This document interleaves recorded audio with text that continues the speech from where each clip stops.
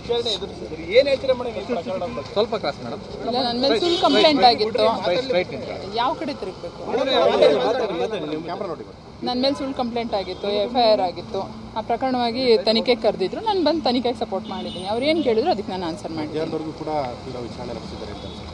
ತೀವ್ರ ವಿಚಾರಣೆ ಅಂತೇನಿಲ್ಲ, ಈ ಕೇಸಿಗೆ ಸಂಬಂಧಪಟ್ಟಂಗೆ ಅವ್ರು ಏನು ಕೇಳಿದ್ರು ಅದಕ್ಕೆ ನಾನು ಆನ್ಸರ್ ಮಾಡಿದ್ದೀನಿ ಅಷ್ಟೇ. ಮೇಡಮ್, ರವಿಕುಮಾರ್ ಪೂರ್ಣಿಮಾ ಅವರು ಕೊಟ್ಟಿದ್ದು ಒಂದೇ ಇಲ್ಲ, ಮತ್ತೊಂದು ಸೌಭಾಗ್ಯ ಅವರು ಕೂಡ ಮತ್ತೊಂದು ದೂರು ಕೊಟ್ಟಿದ್ರು.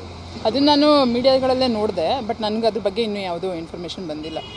ಅದ್ರ ಬಗ್ಗೆ ಇನ್ನೂ ಗೊತ್ತಾಗಿಲ್ಲ. ಇನ್ನು ಅಂದರೆ ಇವತ್ತಿಗೆ ವಿಚಾರಣೆ ಅಂತ್ಯ ಆಗುತ್ತಾ ಅಥವಾ ಮತ್ತೊಂದು ದಿವಸ ಬರಬೇಕಂತ ಏನಾದ್ರು ಹೇಳಿದಾರೆ? ಮತ್ತೊಂದು ದಿವಸ ನೋಟಿಸ್ ಕೊಟ್ಟರೆ ಬರ್ತೀನಿ ನಾನು. 55 ಲಕ್ಷ ಫ್ರಾಡ್ ಆಗಿತ್ತು ಅಂತ ಏನು ಕಂಪ್ಲೇಂಟ್? ಅದ್ರ ಬಗ್ಗೆ ನನಗೆ ಗೊತ್ತಿಲ್ಲ ಸರ್. ಈಗ ನನಗೆ ಕಂಪ್ಲೇಂಟ್ ಕೊಟ್ಟಿರೋರಲ್ಲಿ ಕೆಲವರು ನನಗೆ ಗೊತ್ತೇ ಇಲ್ಲ, ಕೆಲವ್ರ ಹೆಸರುಗಳು ನಾನು ಕೇಳಿಲ್ಲ, ಅವ್ರ ಮುಖಗಳು ನಾನು ನೋಡಿಲ್ಲ. ಏನು ತುಂಬ ಇದೆ. ಇದೆಲ್ಲ ಮುಂದೆ ಕೋರ್ಟಲ್ಲಿ ಇದ್ರ ಬಗ್ಗೆ ನಾನು ಆನ್ಸರ್ ಮಾಡ್ತೀನಿ. ಪರಿಚಯ ಇದ್ರೆ ಇಲ್ವಾ? ಅಲ್ಲ, ಪರಿಚಯ ಇದ್ದಾರೆ, ಬಟ್ ವ್ಯವಹಾರಿಕವಾಗಿ ಅವರ ಮಧ್ಯೆ ಯಾವುದೇ ಸಂಬಂಧಗಳಿಲ್ಲ. ಅದಕ್ಕೆ ಸಂಬಂಧಪಟ್ಟಂತೆ ನಾನು ಏನು ದಾಖಲೆ ಕೊಡಬೇಕು ಅದನ್ನೆಲ್ಲ ನಾನು ಕೊಡ್ತೀನಿ. ಈ ಸಂದರ್ಭದಲ್ಲಿ ಈ ರೀತಿ ಆರೋಪಗಳು, ಈ ರೀತಿ ದೂರುಗಳು ಅದು ನಾನು ವನಿತಾ ಐತಾಳು ಅವ್ರನ್ನ ಕೇಳಬೇಕು.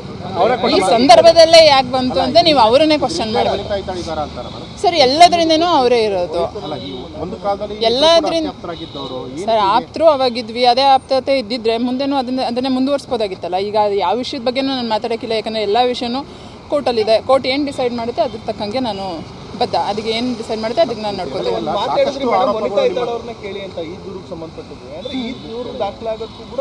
ಸರ್, ಈಗ ನನಗೆ ಬಂದಿರೋ ಇನ್ಫಾರ್ಮೇಷನ್ ಪ್ರಕಾರ ವನಿತಾ ಐತಾಳ್ ಅವರು ನನ್ನ ಮೇಲೆ ಕಂಪ್ಲೇಂಟ್ ಕೊಡೋರಿಗೆ food free, vehicle free, air ticket free, accommodation free ಎಲ್ಲ ಕೊಡ್ತಿದ್ದಾರೆ. ನನಗೆ ಬಂದಿರೋ ಇನ್ಫಾರ್ಮೇಷನ್, ಅದು ಸತ್ಯನೋ ಸುಳ್ಳ ನನಗೆ ಗೊತ್ತಿಲ್ಲ. ನನಗೆ ಬಂದಿರೋ ಇನ್ಫಾರ್ಮೇಷನ್ ಪ್ರಕಾರ ಇವರೇ ಹೋಗಿ ಅವ್ರನ್ನ ಅಪ್ರೋಚ್ ಮಾಡಿ FIR ಮಾಡಿ ಅಂತ ಎಲ್ಲ ವಿಷಯ ಬಗ್ಗೆನೂ ಅದೇ ಮಾಡ್ತಿದ್ದಾರೆ. ಸೊ ನನಗೂ ಅದ್ರ ಬಗ್ಗೆ ಪೂರ್ತಿಯಾಗಿ ಇನ್ನೂ ವಿಷಯಗಳೇನೂ ಗೊತ್ತಿಲ್ಲ. ಏನಿದೆ ಎಲ್ಲ ಕೋರ್ಟಲ್ಲಿದೆ, ಕೋರ್ಟ್ ಏನು ಸರ್ ಇದ್ದಾರೆ ಅಂತ ನಿಮ್ಗೆ ಅವತ್ತು ಹೇಳಿದ್ದೀನಿ, ಇವತ್ತು ಹೇಳ್ತಿದ್ದೀನಿ. ಇದ್ದಾರೆ ಅಂತ ಅವತ್ತು ಹೇಳಿದ್ದೀನಿ, ಇವತ್ತು ಹೇಳ್ತಿದ್ದೀನಿ. ಮುಂದೆ ಅದು ಯಾರಿದ್ದಾರೆ ಅಂತ ಮುಂದಿನ ದಿನಗಳಲ್ಲಿ ಗೊತ್ತಾಗುತ್ತೆ. ಒಂದು ಆರೋಪ ಮಾಡಿದ್ರಿ ಮೇಡಮ್, ನಿಖಿಲ್ ಮಿನಿಸ್ಟರ್ ಒಬ್ಬರ ಕೈವಾಡ ಇದೆ ಅಂತ ಹೇಳ್ತಿದ್ದೀನಿ. ಅದು ಯಾರು ಮುಂದೆ ಗೊತ್ತಾಗುತ್ತಲ್ಲ ಬಿಡಿ.